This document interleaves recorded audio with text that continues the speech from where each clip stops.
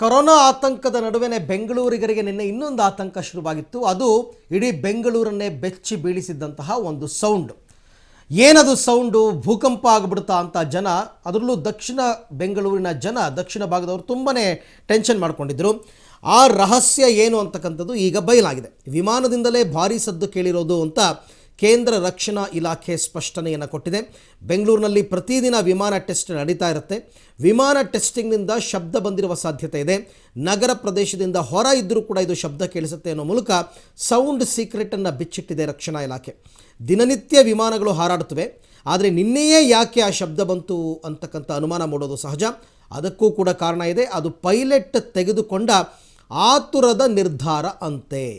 So ಏನದು ಅಂತ ಹೇಳ್ತೀವಿ, ನೋಡೋಣ ಬನ್ನಿ, ನೋಡೋಣ ಏನದು ಅಂತಂದ್ಬಿಟ್ಟು. ಈ ಭಯಾನಕ ಶಬ್ದಕ್ಕೆ ಕಾರಣ ಏನು ಅಂತಕ್ಕಂಥದ್ದು ನಿನ್ನೆ 5 ಸರ್ತಿ ಏನೋ ಕೇಳಿದೆಯಂತೆ ಶಬ್ದ. ಏನು? ಯುದ್ಧ ವಿಮಾನಗಳಿಗೆ ಅದರದ್ದೇ ಆದ ವೇಗ ಇರುತ್ತೆ. ಹೌದು, ಯುದ್ಧ ವಿಮಾನಗಳಿಗೆ ನಾರ್ಮಲ್ ವಿಮಾನಗಳಿಗಿಂತಲೂ ಕೂಡ ವೇಗ ಜಾಸ್ತಿ ಇರುತ್ತೆ. ಆ ವೇಗಕ್ಕೆ ತಕ್ಕಂತೆ ಪೈಲಟ್ಗಳು ವಿಮಾನವನ್ನು ಚಾಲನೆ ಮಾಡಬೇಕು. ಅಂದರೆ ಗಂಟೆಗೆ 1200, 1300, 1400 ಕಿಲೋಮೀಟ್ರ್ ಗಂಟೆಗೆ ಆ ಸ್ಪೀಡ್, ಆ ವೇಗಕ್ಕೆ ತಕ್ಕಂಥ ಪೈಲಟ್ಗಳು ವಿಮಾನವನ್ನು ಚಾಲನೆ ಮಾಡಬೇಕು. ನಿನ್ನೆ ವಿಮಾನ ಹಾರಾಟ ನಡೆಸಿದಂತಹ ವಿಮಾನ 30,000 ಅಡಿಗಳ ಮೇಲಕ್ಕೆ ಹೋಗಿ 2ನೇ ಹಂತದ ಸ್ಪೀಡನ್ನು ಪಡೆದುಕೊಳ್ಬೇಕಿತ್ತು. ಓಕೆ, ಮೊದಲನೇ ಹಂತದ ಸ್ಪೀಡು 30,000 ಅಡಿ ತನಕ ಹೋಗಬೇಕು. 30,000 ದಾಟಿದ ನಂತರ 2ನೇ ಹಂತದ ಸ್ಪೀಡನ್ನು ಪಡೆದುಕೊಳ್ಬೇಕಿತ್ತು. ಆದರೆ ಅಂದರೆ ಸೂಪರ್ಸಾನಿಕ್ ತಲುಪಬೇಕಾದ್ರೆ 30,000 ಅಡಿ ದಾಟಲೇಬೇಕು. ಸೂಪರ್ಸಾನಿಕ್ ಅಂತ ಹೇಳ್ತಾರಲ್ಲ ಅದು. ಆದರೆ ಪೈಲಟ್ ಏನು ಮಾಡಿದ್ದಾರೆ, 5ರಿಂದ 8,000 ಅಡಿ ಒಳಗೇ ಸೂಪರ್ಸಾನಿಕ್ ಹಂತಕ್ಕೆ ತಲುಪುವ ಪ್ರಯತ್ನವನ್ನು ನಿನ್ನೆ ಮಾಡಿದ್ದಾರೆ. 30,000 ಅಡಿ ಮೇಲೆ ಹೋಗ್ಬಿಟ್ಟು ಸೂಪರ್ಸಾನಿಕ್ ಹಂತಕ್ಕೆ ಹೋಗಿದ್ದಿದ್ರೆ ಅಷ್ಟೊಂದು ಸೌಂಡ್ ಕೇಳಿಸ್ತಾ ಇರಲಿಲ್ಲ. 30,000 ಅಡಿ. ಆದರೆ ಇಲ್ಲೇನಾಗಿದೆ, ಪೈಲಟ್ ತೆಗೆದುಕೊಂಡಂತಹ ಆತುರದ ನಿರ್ಧಾರ ಕೇವಲ 5ರಿಂದ 8,000 ಅಡಿಯ ಒಳಗಡೆನೆ, ಇನ್ನೂ ಭೂಮಿಯಿಂದ 5,000 ಅಡಿ ದೂರದಲ್ಲಿದ್ದಾಗಲೇ ತೊಗೊಂಡ್ಬಿಟ್ಟಿದ್ದಾರೆ. ಸೂಪರ್ಸಾನಿಕ್ಗೆ ಸ್ವಿಚ್ ಆನ್ ಮಾಡ್ಕೊಂಡಿದ್ದಾರೆ. ಆಗ ಭೂಮಿಗೆ ತೀರ ಹತ್ತಿರದಲ್ಲಿತ್ತು ವಿಮಾನ, ಹಾಗಾಗಿ ಶಬ್ದ ಕೇಳಿಸಿದೆ.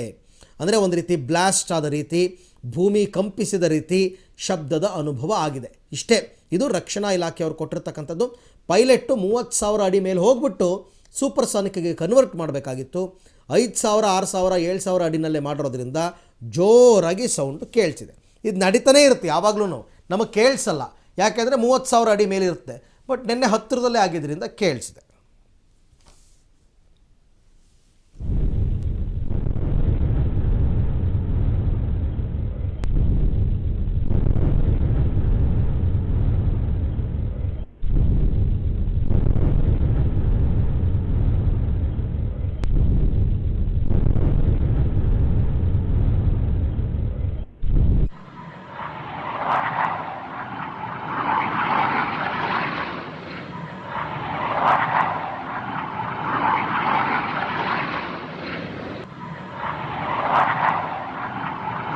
ನಿನ್ನೆ ಬೆಂಗಳೂರನ್ನು ಬೆಚ್ಚಿ ಬೀಳಿಸಿದ ಭಯಾನಕ ಸದ್ದಿನ ರಹಸ್ಯ ಬಯಲಾಗಿದೆ.